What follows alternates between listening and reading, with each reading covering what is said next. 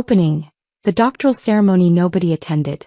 The morning of my doctoral graduation, I sat alone in my cap and gown in the university's grand auditorium, watching families fill the seats around me while my phone remained silent. I'd sent the invitation 3 months ago. I'd reminded them 2 weeks prior. I'd even offered to pay for their hotel rooms. But my family had scheduling conflicts. Mom was getting her nails done for her book club's wine tasting. Dad had a golf tournament he couldn't miss at the country club. My brother Marcus was studying for his medical school finals, which apparently took precedence over everything else in our family's universe. "It's just another degree, sweetie," Mom had said when I called that morning, hoping they'd change their minds. "You've been in school forever. We'll celebrate when you get a real job." A real job. As if the past 6 years of doctoral research in oncology at Johns Hopkins meant nothing. As if the groundbreaking work I'd been doing on targeted cancer therapies was just an extended hobby. I was 28 years old, about to receive my PhD in molecular biology with a focus on cancer research, and my family treated it like I was collecting participation trophies.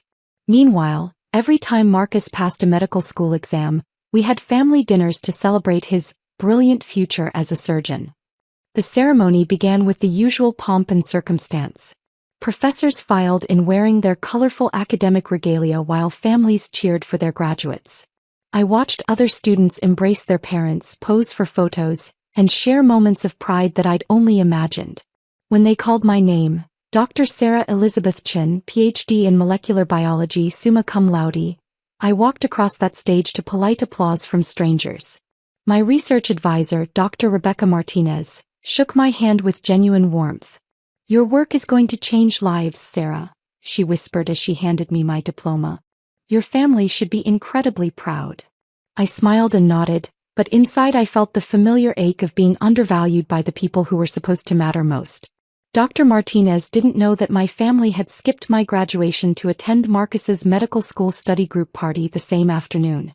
After the ceremony, I stood outside the auditorium watching other families take photos and make dinner plans. My phone buzzed with a text from Marcus. "How was your thing? We're at Delancey's celebrating my clinical skills exam. You should come by later if you want." My thing. 6 years of research into novel cancer treatments, and he called it my thing. I drove home to my small apartment near the university, still wearing my graduation gown, and sat down at my computer to review the research data I'd been analyzing for months. Tomorrow, I was scheduled to present my findings to the National Cancer Institute's review board.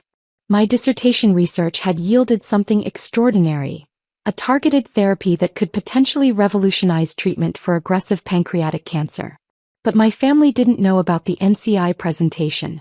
They didn't know about the preliminary results that had my research team working 18-hour days. They didn't know that pharmaceutical companies had been quietly reaching out about potential partnerships. They saw me as the perpetual student who couldn't finish school and get on with real life, while Marcus was the golden child destined for medical greatness.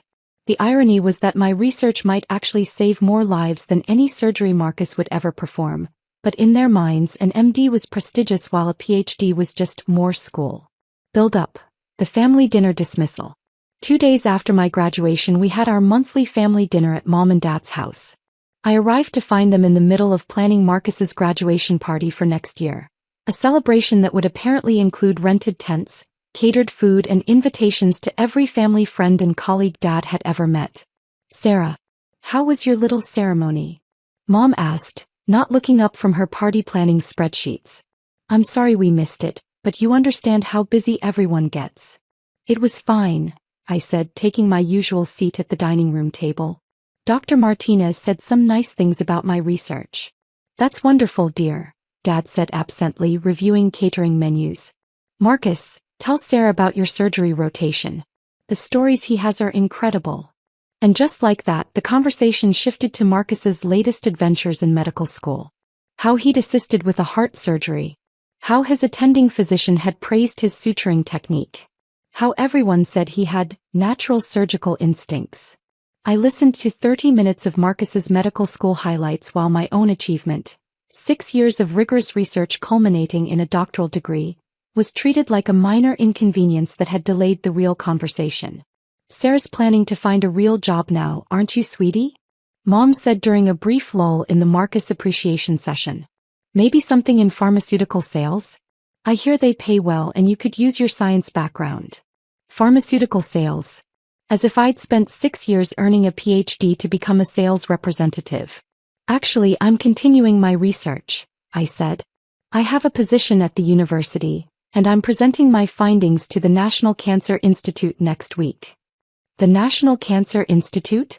Marcus perked up with sudden interest. That's pretty impressive, Sarah. What kind of research are you doing? Finally, someone asking about my work. I've been developing targeted therapies for pancreatic cancer. The preliminary results suggest we might have found a way to significantly improve survival rates. Pancreatic cancer, Dad repeated. That's the really bad one, right? The one that killed your Uncle Robert. Yes, I said, glad to have their attention for once. It's one of the most aggressive cancers, but my research suggests we might be able to target it more effectively than current treatments. Mom waved her hand dismissively. That sounds very complicated, dear. I'm sure it's important work, but when are you going to settle down and start thinking about practical things? You can't live in a laboratory forever. The moment of interest had passed. I was back to being the impractical daughter who needed to grow up and join the real world, while Marcus continued to be the family's shining medical star. Speaking of practical things, Marcus said, I've been invited to join an exclusive surgical society at school. It's only for the top students and they're already talking about fast-tracking me into a cardiac surgery residency. And we were back to the Marcus show. I excused myself early, claiming I had work to do, which wasn't entirely false.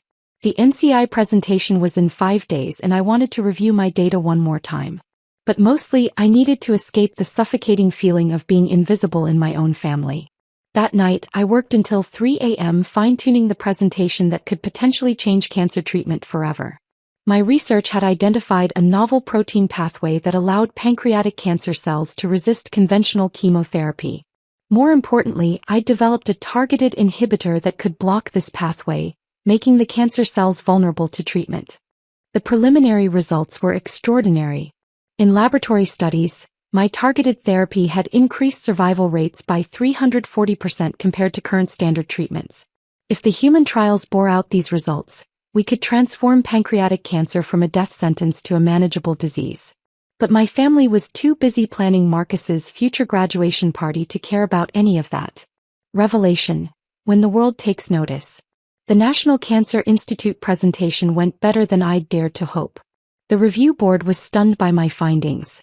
Dr. Patricia Williams, the NCI's Director of Oncology Research, called my work potentially paradigm-shifting and fast-tracked it for expanded clinical trials. Within 48 hours, I was fielding calls from major pharmaceutical companies interested in licensing my research. The university's technology transfer office was calculating potential patent values in the hundreds of millions. Medical journals were requesting expedited publication of my findings. But I hadn't told my family about any of this. After years of having my work dismissed and minimized, I'd learned to keep my professional victories private. It was easier than watching them find ways to diminish my achievements or redirect attention to Marcus's latest medical school triumph. That changed on a Thursday morning 3 weeks after the NCI presentation. I was in my laboratory reviewing data from the accelerated clinical trials when my research assistant burst through the door. Dr. Chin, you need to see this, she said, holding up her phone. CNN is running a breaking news story about your research. I stared at her phone screen in shock. There was my photograph, my university ID photo, next to a headline that read, Johns Hopkins researchers' breakthrough could transform pancreatic cancer treatment. The story was everywhere. CNN, Fox News, BBC, Reuters, Associated Press. Social media was exploding with shares and comments. The university's communications office was fielding interview requests from major networks and international news organizations. My phone started ringing immediately. Reporters, colleagues, family, friends who'd somehow gotten my number. But the call that surprised me most came from Marcus. Sarah, what the hell is going on? He said, his voice strained. My classmates are calling me asking if you're really my sister. They're saying you might have cured pancreatic cancer. I haven't cured anything yet, I said carefully. But the research looks promising. Promising? Sarah, this is on every major news network. They're calling it a potential breakthrough in cancer treatment. How did you not mention this? Before I could answer, my phone beeped with another call. Then another. Text messages were flooding in from colleagues, friends, and relatives I hadn't heard from in years. The one that made my heart race was from Mom. Sarah, people are calling asking about you and cancer research. What's happening? 20 minutes later, my entire family was calling in a conference call that Dad had hastily organized. Sarah, explain this to us, Dad demanded. Mrs. Henderson just called saying she saw you on the news talking about cancer research. She said they're calling you a genius. It's my doctoral research, I said. The work I've been doing for the past 6 years. The research I tried to tell you about at dinner last month. But they're saying you might have found a cure for pancreatic cancer, Mom said, her voice higher than usual. That's not possible, is it? You just got your degree. I've been working on this research for 6 years, Mom. My doctoral dissertation was based on this work. The National Cancer Institute has fast-tracked it for clinical trials. Silence on the line.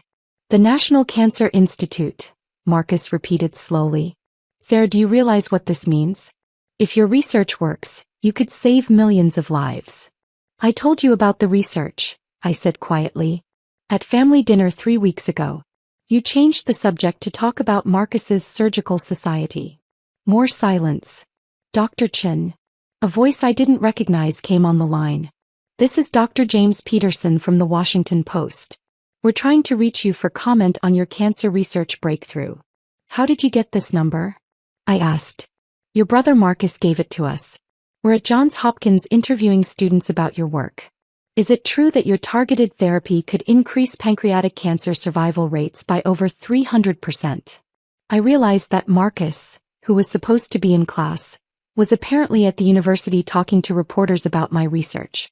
The same research he'd shown minimal interest in 3 weeks earlier. I need to go, I told my family. The university's communications office needs to coordinate all media requests. As I hung up, I realized my phone had 17 missed calls and 43 unread text messages. The university parking lot was full of news vans. My quiet life as a researcher had just become very public. Resolution, recognition, and boundaries. Over the next 48 hours, my story dominated health and science news coverage. Major networks wanted interviews. Medical journals fast-tracked publication of my research.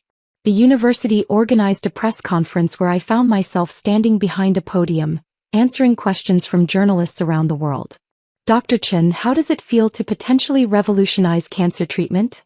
Asked a reporter from the BBC.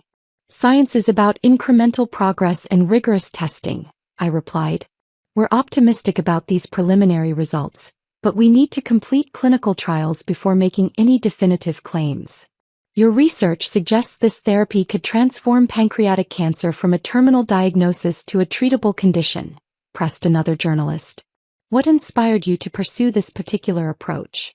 I thought about Uncle Robert, who died from pancreatic cancer when I was in college. I thought about the countless hours in the laboratory, the failed experiments, the moments of breakthrough that had led to this discovery. Personal experience with this disease motivated my research focus, I said. But ultimately, this work represents 6 years of dedicated investigation by an entire research team. After the press conference, I walked across campus to find Marcus waiting by my laboratory. He looked uncomfortable, maybe even ashamed. Sarah, I owe you an apology, he said. I had no idea the scope of what you were doing. When the reporters started asking me about my sister, the cancer researcher, I realized I knew nothing about your actual work. I tried to tell you, I said simply. Multiple times. I know. We all did.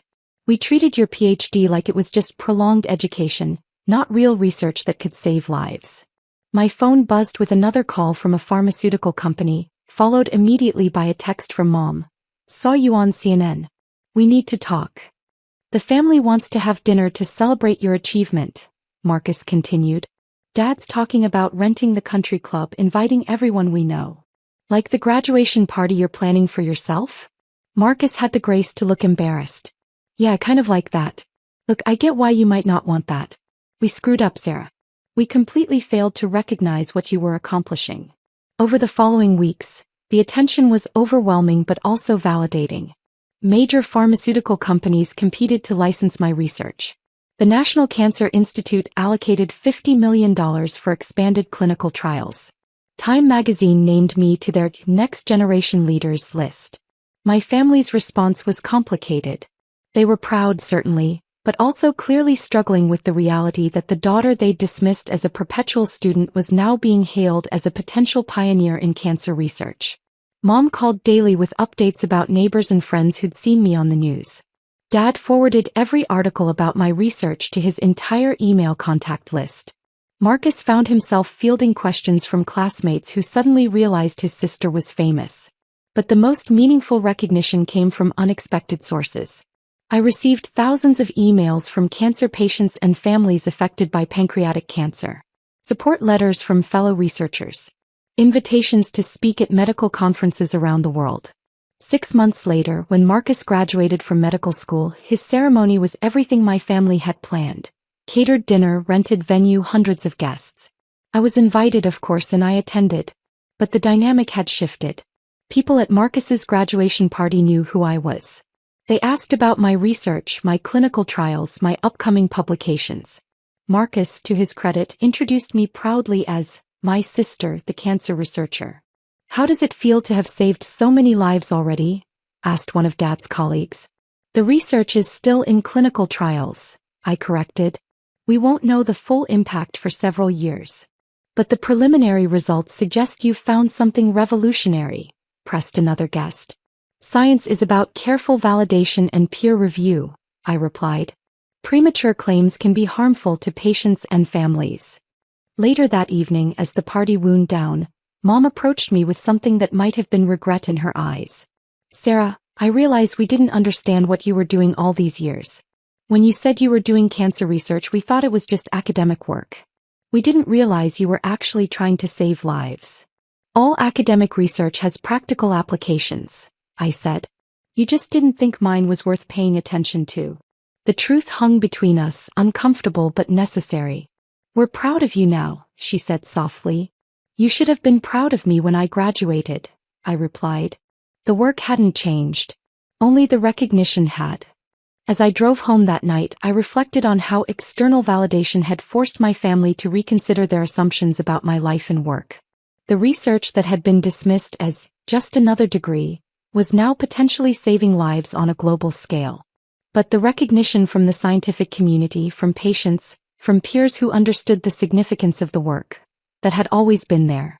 My family's approval was gratifying, but it was no longer necessary for my sense of worth or purpose. Sometimes the most important work happens quietly in laboratories and libraries, away from the fanfare and celebration. And sometimes, the world eventually takes notice of what your family never bothered to see.